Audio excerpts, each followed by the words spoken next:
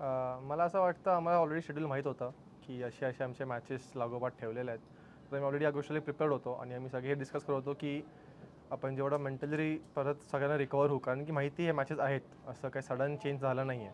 तर आम्ही प्रिपेअर्ड होतो चांगले आणि आम्ही पटकन रूमवर जाऊन झोपून पटकन लवकर उठून आलो तर वी वर फ्रेश इनफ आणि आम्ही चांगला गेम खेळलो काल रात्री पण आज सकाळी पण.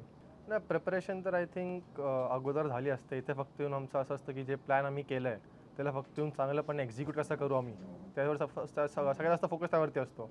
प्लॅन सेट असतात, जो चांगला एक्झिक्यूट करेल तो जिंकतो. तर फॉर्च्युनेटली आम्ही खूप चांगलं एक्झिक्युशन केलं काल रात्री पण आणि आज सकाळी पण. तर आम्ही दोघी लागोपाठ मॅचेस जिंकलो. खूप फायदेशीर असतं, कारण की एक रणजी ट्रॉफी प्लेअर आहे जो करंट रणजी टीममध्ये खेळतो आहे, हायेस्ट रन स्कोरर आहे महाराष्ट्राला. तर एक एक्सपिरियन्स प्लेअर प्लस एक असा एक प्लेअर आहे जो यंग पण आहे, बोल्ड पण आहे, त्याच्याकडे सगळे शॉट्स पण आहेत, पण त्यासोबत तो स्मार्ट पण आहे की त्याला माहिती आहे कधी एक्सलेट करायचं आहे, कधी किंवा टीमला घेऊन जायचं आहे. तर एक खूप फायदेशीर असतं की टॉप ऑर्डरमध्ये आमच्याकडे सिद्धेश्वरसारखा प्लेअर आहे. आय थिंक मला ऋषभ माझ्या कॅप्टननी म्हणला होता की हे ओव्हर खूप क्रुशल आहे, कारण पाऊस पडण्याची शक्यता खूप जास्त आहेत. तर म्हणून मी तुला ही ओव्हर देतो आहे आणि तुला कमीत कमी रन्स देऊन जर का विकेट काढता आली तर खूप चांगलं होईल टीमसाठी. तर तेच माझा प्रयत्न होता की मी कमीत कमी रन्स देऊन कसं मी एक विकेट काढू शकतो, कारण की पाऊस येण्याची शक्यता खूप जास्त होते. आणि तेच की मी माझे प्लॅन्स एक्झिक्यूट केले आणि ते मला एक विकेट भेटली, तिथे मी 5 रननी DLSनी मॅच जिंकलो. नाही, माझा थॉट प्रोसेस सिम्पल होता. जस्ट माझा रेंजमध्ये भेटला की मी त्याच ओव्हरला मी फिनिश करायला बघेन आणि लकीली ते झालं. लकीली एक बसला तर मी ट्राय केलं की लागोपाठ फिनिश करूनच टाकतो. मी ॲड करेल ह्यात की लकीली नाही आहे, तिने गोष्टी खूप प्रॅक्टिस केली. मी त्याला बघितलं प्रॅक्टिस करताना. आम्ही दोघं पण या असे प्रिपरेशनसाठी खूप प्रॅक्टिस करतो आणि लकीली नाही म्हणजे मी तिने खूप प्रिपेअर केल्या या गोष्टीसाठी आणि तो नेहमी असं करत राहील असं मला वाटतं आणि तो नेहमी करेल ही माझी इच्छा आहे. आय थिंक तेव्हा मी आउट जस्ट झालो होतो तर तेव्हा मला काही सुचत नव्हतं, कारण मी ब्लँक झालेलो. जस्ट आउट झालो होतो खूप क्रुशियल मोमेंटला. पण मी फक्त प्रे करत होतो की माझा मित्र जो आतमध्ये खेळतोय, सागर असेल किंवा तना असेल, कुणीतरी मॅच जिंकून यावं, कारण की माझी पण ती इच्छा होती. पण मी अनफॉर्च्युनेटली आउट झालो. पण सागरने जो इनिंग खेळला त्याला खूप करेज लागतं आणि खूप ब्रेव्हरी लागतं आणि त्यासाठी प्रिपरेशन लागतं. जसं मी म्हणलं, हे लकीली होत नाही. तुम्ही जेव्हा प्रिपेअर करता चांगलं तेव्हा होऊ शकतं.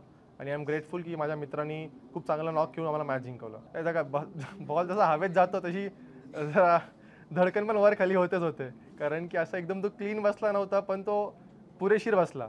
आणि तेवढाच हवा असतं क्रिकेटमध्ये, तुम्ही 100 मीटर छक्का मारा किंवा जस्ट बाउंड्रीच्या बाहेर बॉल मारा, 7 रन भेटणार आहेत. तर तेवढा पुरेशीर होता आणि तसंच म्हटलं मी प्रॅक्टिस केली, एक्झिक्यूट केलं आणि झालं. लकीली आम्हाला खूप चांगलं सपोर्ट स्टाफ आणि कॅप्टन भेटलं आहे. बॉलर फ्रेंडली मी म्हणू शकतो. छक्का चौका लागला तरी तो बॅक करतो. I am grateful for that. सगळे खूप चांगले आहेत. ॲटमॉस्फिअर एकदम चांगलं आहे, कोणी पॅनिक करत नाही आणि रिलॅक्स्ड आहेत, कारण की माहिती T20 गेम आहे, मॅच कधी पण फिरू शकते.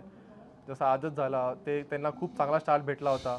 ऑलमोस्ट 4 ओव्हरमध्ये त्यांचा स्कोर 50 होता, पण तिथून आम्ही जो कमबॅक केला आणि 140मध्ये त्यांना रिस्ट्रिक्ट केलं. तर असे T20मध्ये खूपदा होतं. तर हेच आम्हाला सगळे कोचिंग स्टाफ आणि सपोर्ट स्टाफ समजवतात की पॅनिक होऊ नका आणि फक्त तुमच्या प्लॅन्सला बॅक करा. नाही, खूप चांगल्या भावना आहेत, कारण की अंडर-19 खेळल्यानंतर एवढा मोठा स्टेज भेटणं, स्पेशली आयकॉन प्लेअर होणं एका टीमचा, माझ्यासाठी खूप मोठी गोष्ट आहे. त्यासाठी मी रायगड रॉयल्सचा खूप खूप आभारी मानतो की त्यांनी मला एक आयकॉन प्लेअरसाठी त्यांनी मला एवढी मोठी अपॉर्च्युनिटी दिली. आणि प्लस महाराष्ट्र क्रिकेट असोसिएशनला मी खूप खूप थँक्स बोलतो, कारण की अशा प्लॅटफॉर्मवर आम्ही सगळे यंगस्टर्स लोकांना एक अपॉर्च्युनिटी भेटते आपलं टॅलेंट शोकेस करायला. जसं आज दिसलं की सागरने 3 छक्के मारले किंवा मी 4 विकेट घेतले, काल सिद्धेश्वरनी 100 केली. असे खूप सारे आउटस्टँडिंग परफॉर्मन्सेस तेव्हाच होतील जेव्हा अपॉर्च्युनिटी भेटते. तर आम्ही खूप ग्रेटफुल आहोत की आम्हाला एवढा मोठा प्लॅटफॉर्म दिला महाराष्ट्राने आणि हे असंच कंटिन्यू व्हावं आणि आम्ही अजून चांगले प्लेयर्स व्हावं, हीच आमची इच्छा आहे.